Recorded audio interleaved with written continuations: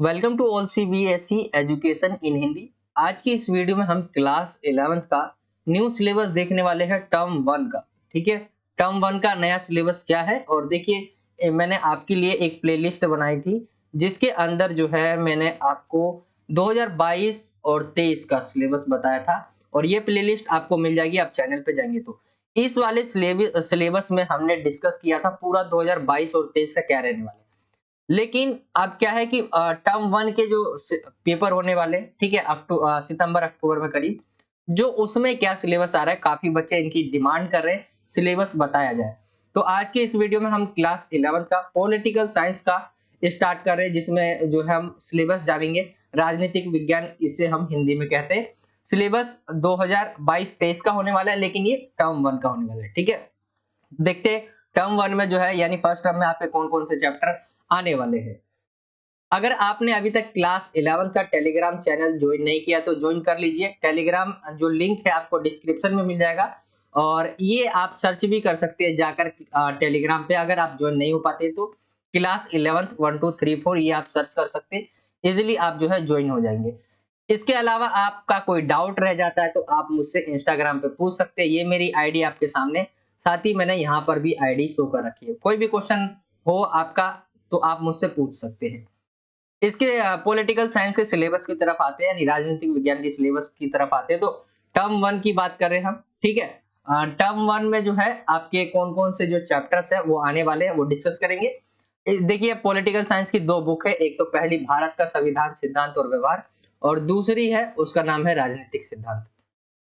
Term one में सबसे पहला जो चैप्टर आने वाला है आपका वो है संविधान, यानी आपके पास जो किताब होगी ये वाली, इसमें चैप्टर का नाम संविधान क्यों और कैसे होगा। ठीक है, क्यों और कैसे।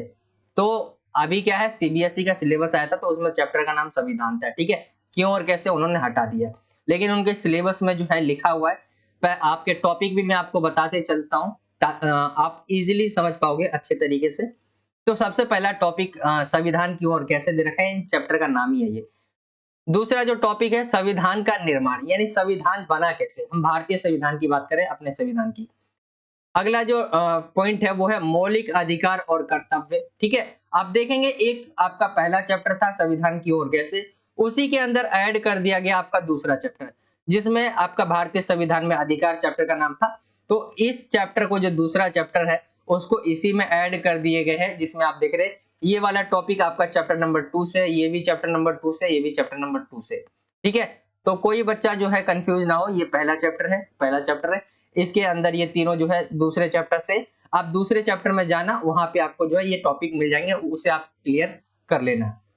ठीक है, यानी आप अध्याय 1 के साथ 2 कह सकते हैं, ये दूसरा भी है इसमें। आगे आते हैं दूसरे चैप्टर की तरफ, तो चैप्टर नंबर 2 जो है इसका नाम है चुनाव और प्रतिनिधित्व। ये आपका तीसरा चैप्टर लिखा होगा इस किताब में, लेकिन आपको क्या करना है, ये दूसरा चैप्टर तो हमारा हट गया था, यानी मिक्स हो गया था एक में, अब ये दूसरा चैप्टर बन गया है। चुनाव और प्रतिनिधित्व में आप 2 ही 3 टॉपिक है, बहुत ईजी है। चुनाव और लोकतंत्र के बारे में आप जानोगे इसमें, भारत में जो चुनाव की व्यवस्था है कैसे कैसी है। ठीक है, और चुनाव के जो सुधार है उसके बारे में आप इसके अंदर पढ़ोगे। तो ये आपके, मैं लिख देता हूँ, दोनों ही जो चैप्टर है ये टर्म वन के हैं। ठीक है, टर्म वन का ही मैं आपको सिलेबस बताऊंगा और पूरा का पूरा जो भी सिलेबस रहेगा टर्म वन का ही बताऊंगा। टर्म टू का जो बताऊंगा जब आपका टर्म वन का एग्जाम हो जाएगा। ठीक है, तो ये आपका दूसरा चैप्टर हो गया। आगे आएंगे, टर्म वन में आने वाला तीसरा चैप्टर है विधायिका। अब विधायिका जो ऐसा चैप्टर है इसमें, ये आपका पहले इस वाली किताब में चौथा चैप्टर होगा। ठीक है, और इसके बाद आता है कार्यपालिका, ये होगा आपका पांचवा चैप्टर, सॉरी ये होगा आपका जो है, देखिए यहाँ पे ये किताब में जो है आपका ये दे रखा होगा, सॉरी ये आपका पांचवा दे रखा होगा, लेकिन है ये कौन सा अभी इस किताब में, मतलब सिलेबस के अकॉर्डिंग ये आपका तीसरा चैप्टर इन्होंने बताया।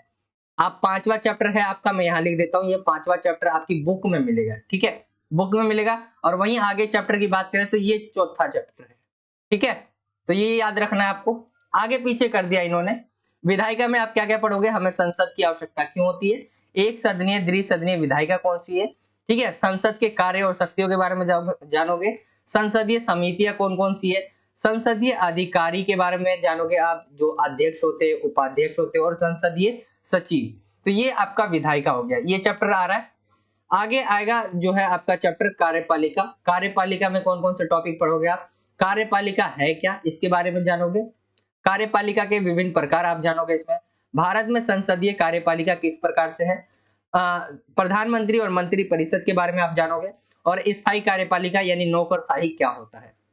तो ये हो गया सारा टर्म 1 का ये। आगे आते हैं चैप्टर नंबर 5 पे, न्यायपालिका। ये चैप्टर नंबर 6 दे रखा होगा आपकी किताब में, तो आपको नाम से ये देख लेना है कहाँ है आपका चैप्टर। न्यायपालिका में आप क्या क्या पढ़ोगे, तो हमें न्यायपालिका की आवश्यकता क्यों होती है, न्यायपालिका की संरचना के बारे में आप जानोगे, न्यायिक पुनरावलोकन क्या होता है, न्यायिक सक्रियता क्या होती है, और न्यायिक अतिक्रमण क्या होता है। ये चैप्टर नंबर 5 था आपका, जो कि किताब में 6 होगा। इसमें न्यायपालिका के बारे में आपको पढ़ना है। आगे आएंगे चैप्टर नंबर 6 पे, तो ये है संघवाद। संघवाद होता क्या है, भारतीय संघवाद का विकास के बारे में आप जानोगे, अर्ध संघवाद क्या होता है, सहयोगी संघवाद क्या होता है, और प्रतियोगात्मक संघवाद क्या होता है। तो ये टॉपिक थे आपके इनमें, ठीक है, संघवाद वाले चैप्टर में। ये आपका चैप्टर नंबर जो है इस वाली किताब में 7 दे रखा होगा, क्योंकि पुरानी बुक होगी आपके पास तो वहां पे कुछ ऐसे ही दे रखा होगा। आगे आएंगे स्थानीय शासन। स्थानीय शासन आपका 7वां चैप्टर दे रखा है, लेकिन आपकी किताब में 8वां होगा। हमें स्थानीय शासन की आवश्यकता क्यों होती है आपको ये पढ़ना है। भारत में स्थानीय शासन के विकास के बारे में आपको वर्णन करना है। 73वां और 74वां संविधान संशोधन क्या था, ठीक है, संशोधन हुआ था। स्थानीय शासन की कार्य प्रणाली और चुनौतियां क्या क्या है। तो ये हो गया आपका पूरा एक बुक, जिसके अंदर आपने कौन कौन से चैप्टर देखे, यहाँ पे मैं आपको दिखा देता हूँ, ठीक है। और मैं आपको इजीली जो है एक लिख के भी दिखा दूंगा किस तरह से जो है आपका चैप्टर आने वाला है, ठीक है। तो ये आपका हो गया फर्स्ट बुक से आने वाले चैप्टर्स। मैं यहाँ पे लिख देता हूँ ताकि आप इजीली जो है मैं यहाँ लिख देता हूँ फर्स्ट बुक, ठीक है। इसके कौन कौन से चैप्टर आने वाले हैं आपके, तो पहला है संविधान, लिख लेना आप, ठीक है। संविधान आने वाला है आपका पहला चैप्टर। दूसरा चैप्टर देखिए दे रखा है चुनाव और प्रतिनिधित्व, ठीक है। जो दूसरा चैप्टर जो पहले हुआ करता था ये आपकी बुक में होगा, वो पहले में मिक्स हो गया। तो दूसरा चैप्टर हो गया आपका चुनाव और प्रतिनिधित्व। आगे तीसरे चैप्टर पे आए, तो तीसरे चैप्टर का नाम जो है आपका वो हो गया विधायिका। तीसरा चैप्टर मतलब आपका विधायिका कर दिया गया है। इसके बाद जो है आगे देखेंगे चैप्टर नंबर 4, ये हो गया कार्यपालिका। कार्यपालिका फिर जो आपका आएगा वो आएगा 5वां जो चैप्टर आ रहा है आपका, वो आ रहा है सॉरी 5वां चैप्टर जो आपका आ रहा है, ये चौथा हो गया आपका कार्यपालिका, ठीक है। 5वां आ रहा है आपका न्यायपालिका, ठीक है, 5वां हो गया। सिक्स्थ बात करें हम छठे चैप्टर की, तो छठे चैप्टर का जो नाम है वो है संघवाद। किताब में नहीं दे रखा होगा, मैं यहाँ पे बता रहा हूँ, ठीक है, क्योंकि किताब में क्या दे रखा होगा, जैसे दूसरा चैप्टर कट गया है वो पहले में मिक्स हो गया है, तो आप किताब में लाइन से ही दे रखा होगा, ये थोड़ी नहीं है। इनके अनुसार जो है 6 चैप्टर संघवाद है। फिर 7वें पे आएंगे, तो 7वां जो है स्थानीय शासन। स्थानीय शासन ये आपके जो चैप्टर्स है वो आने वाले, ठीक है। ये हो गया आपका, देखिए स्थानीय शासन, उसके बाद जो है आपका न्यायपालिका, कार्यपालिका, उसके बाद जो है आपका विधायिका, विधायिका के बाद आपका चुनाव और प्रतिनिधित्व, और आपका संविधान। ये टोटल आपका आ रहा है। और लास्ट जो आता है एक और, ये आपकी दूसरी बुक में चले जाते हैं, और दूसरी बुक का जो है आपका राजनीतिक सिद्धांत वाली किताब का, उसका जो 8वां चैप्टर है, या मतलब पहला चैप्टर है इस बुक का, ठीक है। बाकी सिलेबस जो नया सिलेबस आया है उसके अकॉर्डिंग उन्होंने 8वां चैप्टर बता रखा है इसे। तो ये आपका जो चैप्टर है राजनीतिक सिद्धांत एक परिचय, ये भी पूछा जाएगा इस पेपर में। राजनीति होती क्या है आपको ये जानना है, राजनीति और राजनीतिक सिद्धांत में अंतर आपको पता लगाना है, और राजनीतिक सिद्धांत का जो महत्व क्या है। तो ये वाला जो चैप्टर है ये भी आपका आ रहा है। तो टोटल देखेंगे आपके जो चैप्टर आ रहे हैं, टोटल 8 चैप्टर आ रहे हैं, ठीक है, आपका टर्म 1 में। और टर्म 1 में देखिए काफी बच्चों के काफी ज्यादा ऐसे क्वेश्चंस होंगे पेपर से रिलेटेड, ठीक है, कि क्वेश्चन जो पेपर होगा, ठीक है, वो कैसा बन के आएगा, या कौन से चैप्टर होंगे, या कितने नंबर का आएगा। देखिए टर्म 1 जो आएगा आपका, टर्म 1 दो चांस है, एक तो आपका टोटल 80 नंबर का आ जाए, या आपका क्या है 40 नंबर का भी आ सकता है, क्योंकि 40-40 नंबर करके वो 80 कर ले, या 80 नंबर का अभी ले ले, 80 नंबर का बाद में ले लेंगे, ठीक है। और इन दोनों में जितना आया उसका आधा कर दिया, यानी एक इन दोनों को 80 मान लेंगे, वो मिला के भी 80 मान लेंगे जब टर्म 2 फाइनल जो आपका जब रिजल्ट देंगे, ठीक है।